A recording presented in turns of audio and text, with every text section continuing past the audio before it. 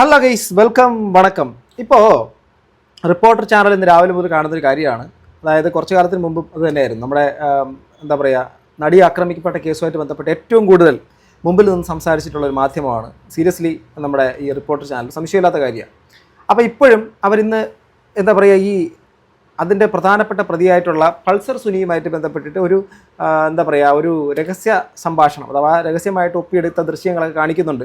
അതിൻ്റെ കാര്യങ്ങളെക്കുറിച്ചൊക്കെ ഭയങ്കരമായിട്ടുള്ള ചർച്ചകൾ ഇപ്പോൾ നടക്കുന്നുണ്ട്. അതൊരു എന്താ പറയുക, കരുതിക്കൂട്ടി മനഃപൂർവ്വം ചെയ്തതാണെന്നും അല്ലെന്നും ഒക്കെ ഉള്ള കാര്യങ്ങളുണ്ട്. എങ്കിലും ഇവിടെ ഒരു കാര്യം എന്ന് വെച്ചാൽ, വളരെ അടുത്ത ദിവസങ്ങളിൽ തന്നെ ഇതിൻ്റെ വിധി ഇനി പെട്ടെന്ന് കേസ് ഒഴിവാക്കണമെന്നുള്ള രീതിയിലേക്കുള്ള കാര്യങ്ങളൊക്കെ വരുന്ന സമയത്ത്, ഇത് തീരാൻ വേണ്ടിയിട്ട് പോകുന്ന സമയത്ത് ഈ ഒരു വിഷയം ഇപ്പോൾ വരുന്നത് ശരിക്കും പറഞ്ഞാൽ പ്രതിയെ രക്ഷിക്കാനാണോ അതോ മറ്റെന്തെങ്കിലും ദുരുദ്ദേശങ്ങളാണോ?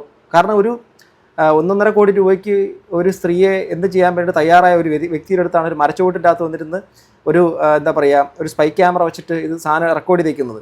ആ റെക്കോർഡ് ചെയ്തിരിക്കുന്ന വീഡിയോയ്ക്കകത്ത് പോലും അത് എന്താ പറയുക, ഒരു ചേഞ്ചോ ഒരു മാറ്റമൊന്നും വരുന്നില്ല. അപ്പോൾ ഒരു പ്ലാൻഡ് പരിപാടി പോലെയൊക്കെയാണ് പല ആൾക്കാരും എൻ്റെ അടുത്തൊക്കെ പറഞ്ഞത്. പ്ലാൻഡ് പരിപാടിയാണെന്ന് തോന്നുന്നുണ്ടോ എന്ന് ചോദിച്ചു. എന്നിട്ട് ഞാൻ വിശദമായിട്ടിരുന്ന് കണ്ടു നോക്കിയപ്പോഴേക്കും എനിക്കെന്തോ, പക്ഷേ ഒരു നീതി നടപ്പിലാക്കുന്നതുമായിട്ട് ബന്ധപ്പെട്ടിട്ടാണ് ഈ ഒരു പരിപാടി നടക്കുന്നു എന്നുള്ള രീതിയിലാണ് പറയുന്നത്. എന്താണെങ്കിലും ആ വന്ന ദൃശ്യങ്ങളും അതുമായിട്ട് ബന്ധപ്പെട്ടുള്ള ന്യൂസിൻ്റെ കുറച്ച് ഭാഗങ്ങൾ കേൾക്കാം. എന്തായിരുന്നാലും ആ നടിക്ക് അവരെ അനുഭവിച്ചിട്ടുള്ള ആ ഒരു ക്രൂരതയ്ക്ക് തീർച്ചയായിട്ടും അവർക്ക് നീതി കിട്ടുകയേ പറ്റുള്ളൂ. അതിനകത്ത് ആരാണോ പെട്ടത് അവർ ശിക്ഷിക്കപ്പെടുക തന്നെ വേണം. അത് കോടതി തന്നെയാണ് അത് പറയേണ്ടത്. അതുവരെ നമ്മളാരും പറയാൻ ഇതല്ല, പ്രതികളാണ്. അതിനകത്ത് ഒന്നാമത്തെ പ്രതിയായിട്ടുള്ള ഈ പൾസർ സുനി തന്നെ ഇപ്പോൾ പുറത്തിറങ്ങിയിട്ട് പുള്ളിക്കാരനോടൊപ്പം ഈ ചർച്ച നടത്തിയതാണ്. നമുക്ക് കേൾക്കാം. പല നിർണായക വിവരങ്ങളും പുറത്തു കൊണ്ടുവന്നത് റിപ്പോർട്ടറാണ്. റിപ്പോർട്ടർ ആ കേസിന്റെ 2ാം ഘട്ടത്തിലേക്ക് കടക്കുന്നു. ആ കേസ് ഏതാണെന്നല്ലേ? കൊച്ചിയിൽ നടിയെ ആക്രമിച്ച കേസ്. അതിലെ നിർണായകമായ വെളിപ്പെടുത്തലിലേക്കാണ് നമ്മൾ ആദ്യം പോകുന്നത്. കേൾക്കണം. വേറെ ഇപ്പം ഞാനല്ല വക്കീൽ, അല്ലെങ്കിൽ വേറെ ഇപ്പോൾ രാമൻ വേറെ എന്തെങ്കിലും വക്കീലാണ് ഇപ്പം ഈ കേസായിട്ട് എന്തെങ്കിലും എന്തെങ്കിലും ചെയ്താൽ പോയി കഴിഞ്ഞാൽ കുഴപ്പമില്ല, അവിടെ തീരുവാണ് സംഭവം. അവർ പറയാൻ അങ്ങനെ തീർക്കണ്ട, നിങ്ങൾ കേസ് കൊടുക്കും. എന്ത് ദിലീപേൻ്റെ അടുത്ത് ഞാൻ എന്താ 1.5 കോടി രൂപയുടെ ആ ഒരു ഇത് കണക്കാൻ പറഞ്ഞു. അപ്പോൾ പുള്ളിക്ക് നഷ്ടപ്പെട്ടിട്ട് എന്തോരം എത്ര കോടി ഉണ്ടാവും? ഇവിടെ തന്നെ ഹൈക്കോടതി തന്നെ 1.5 കോടി കണക്കാണ് ഇത് എല്ലാത്തിനും കൊട്ടേഷൻ. 1.5 കോടി രൂപ ആകെ കൊട്ടേഷൻ. അല്ലല്ല, അങ്ങനെയല്ല, അത് 1.5 കോടി. പക്ഷേ ദിലീപിന്റെ എല്ലാ കേസിലും 1.5 കോടി. അതെനിക്കറിയില്ല, അതറിയില്ല. കാരണം മറ്റേ പോലീസ് ഉദ്യോഗസ്ഥന്മാരെ കൊല്ലാൻ അത് കേട്ടില്ല, ഓടി. അതെനിക്ക് മനസ്സിലാവില്ല. അത് ഈ 1.5 എനിക്ക് ഈ 1.5 കിട്ടുമെന്ന് പറഞ്ഞ കണക്കിൽ അന്ന് പുള്ളി മേടിക്കണ ഇതെന്ന് പറഞ്ഞു കഴിഞ്ഞാൽ ഈ 30 ദിവസം 60 ദിവസം ഈ ഒരു പടത്തിന് ഇത് ചെയ്ത് കഴിഞ്ഞ് കഴിഞ്ഞാൽ ഒരു ടീമിൻ്റെ ഇത് മേടിക്കുന്ന പൈസ എന്ന് പറഞ്ഞാൽ 2.5 കോടി രൂപ ഒരു പടത്തിന്. ചില ബിസിനസ് ഈ സിനിമാക്കാർ ചെയ്യുന്നത് എൻ്റെ ഒരു പടത്തിൻ്റെ പൈസ കിട്ടും. ഇതിപ്പം ഈ പുള്ളി നമ്മുടെ ബാലചന്ദ്രകുമാറിന്റെ വാക്കുകൾ പോലല്ല. ബാലചന്ദ്രകുമാർ എന്ന് പറഞ്ഞാൽ ഇപ്പോൾ ദിലീപിന്റെ കൂടെ നടക്കുകയും സഞ്ചരിക്കുകയും ചെയ്യുന്ന സമയങ്ങളിലെല്ലാം അതിന്റെ റെക്കോർഡിക്കൽ എവിഡൻസ് മറ്റു പല കാര്യങ്ങളൊക്കെ നമ്മുടെ മാധ്യമങ്ങളുടെ മുമ്പിലേക്ക് പറയുന്നതിന് ആധികാരികതയുടെ പിൻബലം ഉണ്ടായിരുന്നു. പല കാര്യങ്ങളും വ്യക്തമായിരുന്നു. അയാളുടെ കയ്യിൽ തെളിവുകൾ വച്ചുകൊണ്ടാണ് ആൾ സംസാരിച്ചത്. പക്ഷേ ഇവിടെ നോക്കുമ്പോഴേക്കും വെർബൽ ടോക്ക് മാത്രമാണ്. ആ സമയത്ത് നമുക്ക് ഈ ഒരു കാര്യം കാണുമ്പോൾ മനസ്സിലാക്കാൻ പറ്റുന്നതെന്ന് വെച്ചാൽ ഇത് ഒരു പ്ലാൻഡ് ആയിട്ടുള്ളൊരു സാധനം പോലെ തന്നെയാണ് എനിക്കും ഫീൽ ചെയ്യുന്നത്. നിങ്ങൾക്ക് എന്ത് തോന്നുന്നു? നിങ്ങൾ കമൻറ്റ് ചെയ്യുക.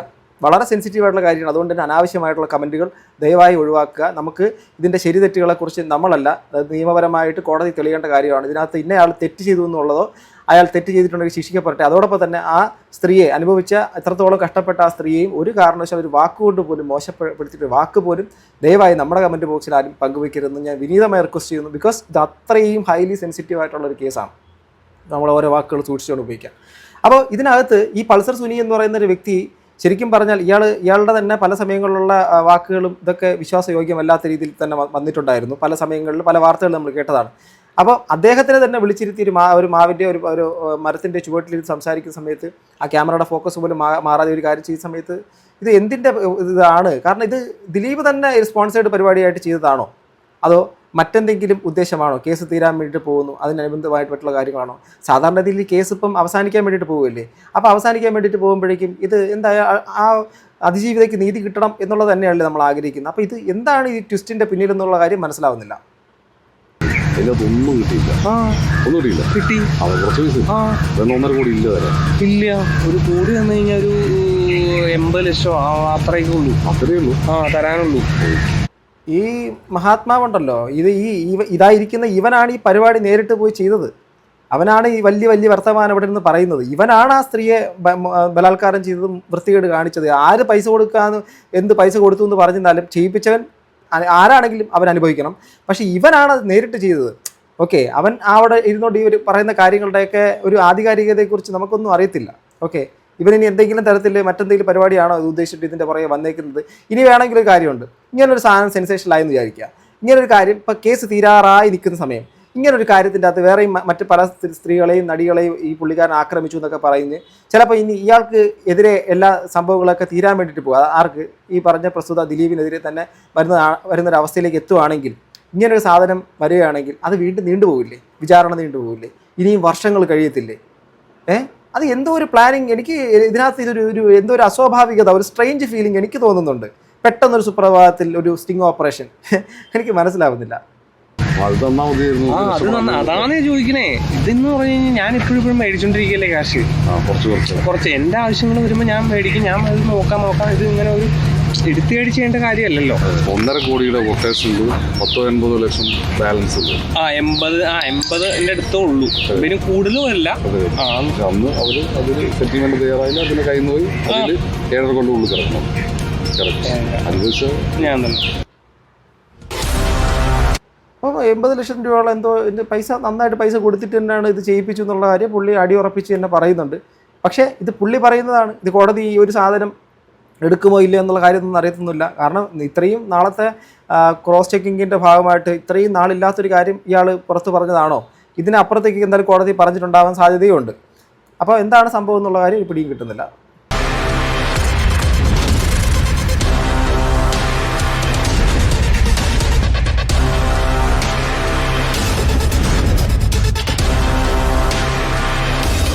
നടിയെ ആക്രമിക്കാൻ കൊട്ടേഷൻ നൽകിയ നടൻ ദിലീപ് ഭയങ്കര ബാക്ക്ഗ്രൗണ്ട് മ്യൂസിക്കൊക്കെ ഇട്ടിട്ട് ഇത് എന്താണ് ഇവരിതിനകത്ത് ഉദ്ദേശിക്കണമെന്ന് മനസ്സിലാവും.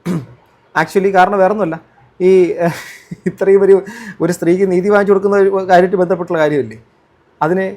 Okay, anyway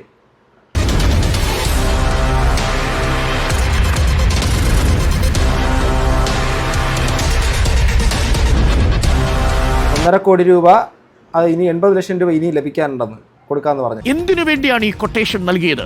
Pulsar Suni, reporter ടിവിയുടെ ഒളിക്യാമറ. ഇപ്പൊ ഈ കുറ്റബോധം ഉണ്ടോന്ന് ചോദിച്ചില്ല. കുറ്റബോധം മീൻസ് കുറ്റബോധം ഉണ്ടാവണമെങ്കിൽ എന്നോട് പറഞ്ഞതിന്റെ രീതിയിൽ ഞാൻ ചെയ്ത കാര്യങ്ങളല്ല ചെയ്യാതെ തന്നെയുള്ള കാര്യങ്ങളാണ്. വിഷ്വലിൽ കാണണം. ആദ്യം ഇതുപോലൊരു സംസാരം നടന്നിട്ടുണ്ടാവില്ല. ഈ സംഭവം നടക്കുന്നതിന് മുമ്പേ സംഭവത്തിന്റെ A to Z ഒക്കെ അറിയാം. പിന്നെ ഈ പറഞ്ഞ ആളെ ഞാനും പറയണേ പറഞ്ഞിരുന്നു. സത്യത്തിൽ അന്ന് ആ കാശ് മേടിച്ചിരുന്നെങ്കിൽ ജയിലിൽ പോവില്ല. ജയിലിലും പോവില്ല. സംഭവങ്ങളൊക്കെ ലൈവായിട്ട് വേറെ ആൾക്കാരെ വേണ്ടല്ലോ. എന്റെ പുറകെ ആളുണ്ടല്ലേ, എന്റെ പുറകെ ആളുണ്ട്. ഇവൻ ചെയ്യണ്ടോ അല്ലെങ്കിൽ ഞാൻ പറയുന്നത് ഇന്ന സമയം ഇതൊക്കെ വേറെ വഴിയിൽ വേറെ ആൾക്കാർ നോക്കിയാൽ എത്ര കാശ് വേണോ എന്നെ വെറുതെ വിട്ടാൽ ഞാൻ തരാമെന്ന് അന്ന് പുള്ളിക്കാരത്തി അതിജീവിത പറഞ്ഞു എന്നുള്ളതാണ് പറയുന്നത്. അപ്പോൾ അതിൻ്റെ ഒരു ഭീകരത എത്രമാത്രമായിരിക്കും അവരനുഭവിച്ചിട്ടുണ്ടാവുക അല്ലേ?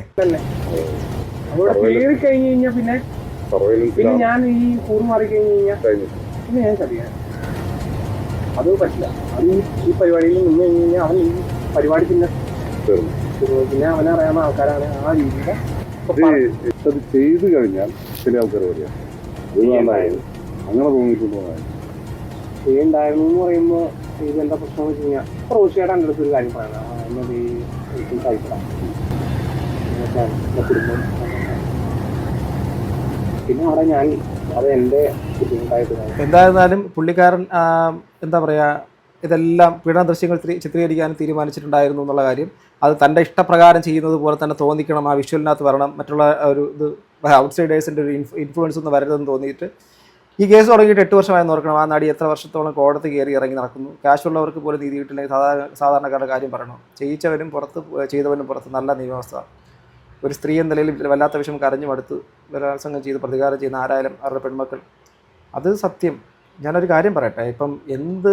ഇപ്പം പലയിടത്തും ഈ പറയുന്ന ഈ പെൺകുട്ടിയെ ഞാൻ ചോദിക്കട്ടെ, ഈ അവരെ കുറ്റപ്പെടുത്തുന്നവരോട് ചോദിക്കട്ടെ, നിങ്ങൾക്ക് ആരെ വേണോ ന്യായീകരിക്കാം?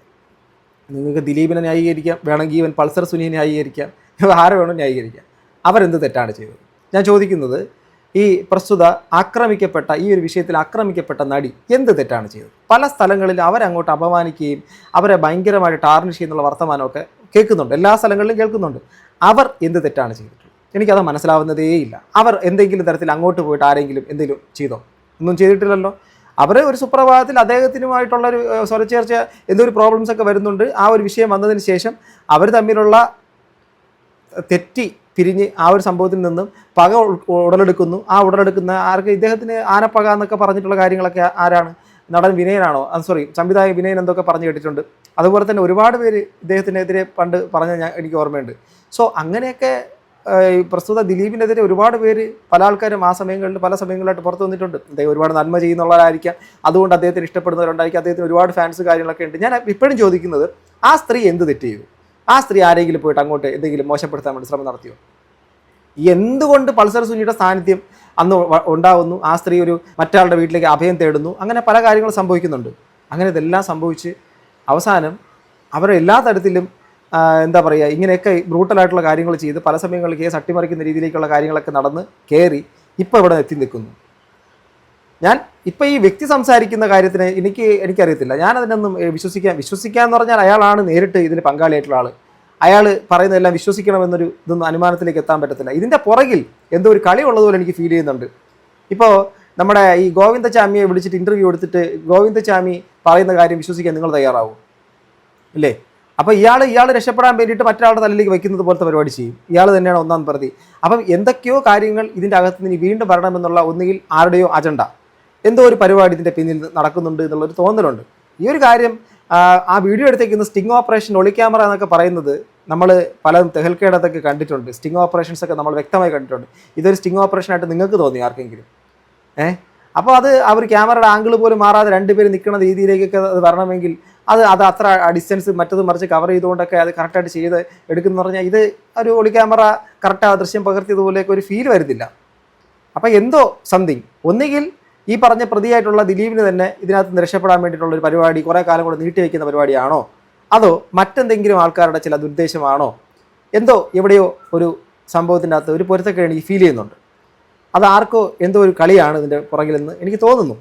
നിങ്ങളുടെ അഭിപ്രായം? പക്ഷേ നീതി ലഭിക്കണം ആ സ്ത്രീക്ക് ആത്യന്തികമായിട്ട്. അവരെ വേട്ടാടാൻ പാടില്ല ഈ സമൂഹത്തിൽ. അതോടൊപ്പം തന്നെ ദിലീപിൻ്റെ പേരിൽ വന്നിരിക്കുന്ന കാര്യത്തിൻ്റെ അകത്ത് കോടതി ആണ് അതിനകത്ത് അയാൾ ശരിയാണോ തെറ്റാണോ, അയാളുടെ നിലപാട് ഉണ്ടെങ്കിൽ അങ്ങനെ, അല്ലെങ്കിൽ കുറ്റവാളിയാണെങ്കിൽ അകത്ത്, ഇതെല്ലാം നടക്കേണ്ടതും കോടതിയിലാണ്. അതുകൊണ്ട് തന്നെ ഞാൻ അതിനകത്ത് വേറെ പ്രത്യേകിച്ചൊന്നും പറയുന്നില്ല. പക്ഷേ ഇതുപോലൊരു സ്ത്രീക്ക് ഈ സ്ത്രീക്ക് സംഭവിച്ചതുപോലെ ഇനി ഒരു സ്ത്രീകൾക്കും ഇങ്ങനെ ഉണ്ടാവരുത് എന്നുള്ളൊരു എന്താ പറയുക, ഒരു ആത്മാർത്ഥമായിട്ടുള്ളൊരു ചിന്ത എനിക്കുമുണ്ട്. ഞാൻ നിങ്ങളോടൊപ്പം പങ്കുവയ്ക്കുന്നു. നിങ്ങളുടെ അഭിപ്രായം താഴെ കമൻറ്റ് ബോക്സിൽ വളരെ മാന്യമായി മാത്രം എഴുതുക. ഒരു കാരണവശാലും ആ അതിജീവിതയായിട്ടുള്ള സ്ത്രീയെ ഒരു വാക്കുകൊണ്ട് പോലും മോശപ്പെടുത്തിക്കൊണ്ടൊരു വാക്ക് എൻ്റെ കമൻറ്റ് ബോക്സിൽ ചെയ്യരുത് പ്ലീസ്. നിങ്ങളുടെ അഭിപ്രായം താഴെ കമൻറ്റ് ബോക്സിൽ അടുത്ത വീഡിയോ കാണുന്നത് ഗൈസ്. ബൈ.